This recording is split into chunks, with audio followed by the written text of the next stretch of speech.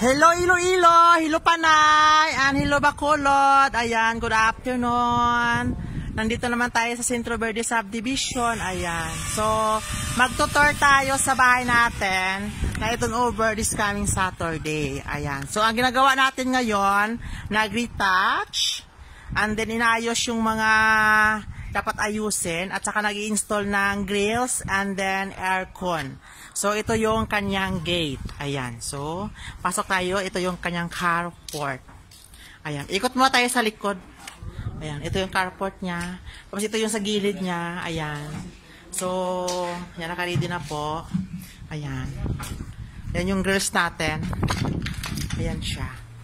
So, ito yung sa kabilang gilid. Ayan. So, ito yung kanyang tangke. Ayan. Tangke ng tubig. And then, ito yung kanyang main entrance door. Okay? So, meron siyang, tawag ito, screen. So, meron siyang screen door bago tayo pumasok sa main door. Ayan. So, pagpasok mo, makita mo na agad is ang living area. Ayan. So, ang living area. And then, after ng living area, yung dining, and then, kitchen. So, lahat ng mga bintana, meron na siyang grills. Ayan. At saka meron siyang screen. Ayan yung screen niya. So, meron siyang screen.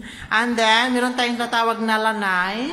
Ayan. So, lanay sliding door.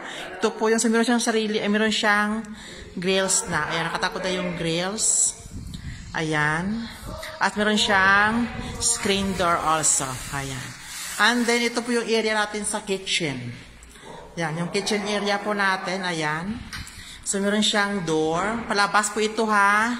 Pag gusto mong lumabas, yan po. Punta sa likuran. So, ito yung buong kitchen area. Ayan. So, para makita natin yung kitchen area. Ayan. So, meron siya ating cabinet sa ilalim. Ayan po. So, meron siyang tiles dyan. Ayan. Nakatiles po yan lahat. Ayan po. So, simple lang po yung ano natin, yung cabinet natin. Ayan. So, simple house. Ayan. And then, sa ground floor, meron siyang one bedroom. Ayan, ito yung bedroom niya. Ayan. Ito yung kanyang bedroom sa ground floor. So, nag-install tayo ng aircon. Ayan. Mag-install tayo ng aircon. And then, meron siyang common CR sa ground floor. Ayan. So, ang tubig po ay naka-ready na. So, ready to use na po ang water natin. Ayan. And then, ang ilaw din, naka-connect na yung ilaw. Ayan po. So, ito yung kanyang CR sa ground floor. So, yung kabuang bahay. Ayan. Yung kisame. And then, akyat tayo sa taas. Sa second floor tayo. Ayan. So, magtutur muna tayo, ha? Baka kayo po ay may lupa at gusto mo pa tayo ng bahay at wala pang budget. Ayan. Tumawag lang po sa amin. Baka po kami ay makatulong sa inyo. So, pagdating po sa second floor, meron siyang family area. Ayan, maliit lang siya. Together with the small balcony. Ayan. Yun yung balcony niya. Ayan. So, sliding door. Tapos, meron na siyang grills. Ayan, sliding door po yan. And then, ayan. And, meron siyang, ano ito tawag ito? Cabinet para sa, yung lagyan ng cabinet para sa mga sapatos. Linen. O, ayan. Meron siyang linen. Ayan. Linen pa lang tawag nito. Ayan. So, yan yung linen niya na maliit. And then, meron siyang first bedroom. Ayan.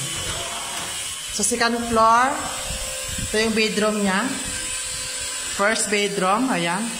So, meron siyang grills din. So, ang grills, nakatakot na yung grills. Ayan. Yung aircon, ready to install na. Ayan. And then, meron siyang common CR sa second floor. Ito yung common CR niya. Ayan, inaayos na ang water connection natin. Ayan, yung kabuang second floor. And then, labas ka dito. Dito yung kanyang balcony. Ito yung main balcony niya. Ayan. Ayan po. Ayan. So, kitang-kita mo yung buong subdivision pag dito ka sa likuran. Ayan. Tapos ito yung sa baba. Ayan, inaayos na nila. Ayan. Yung ceiling po natin, yan po ay PVC.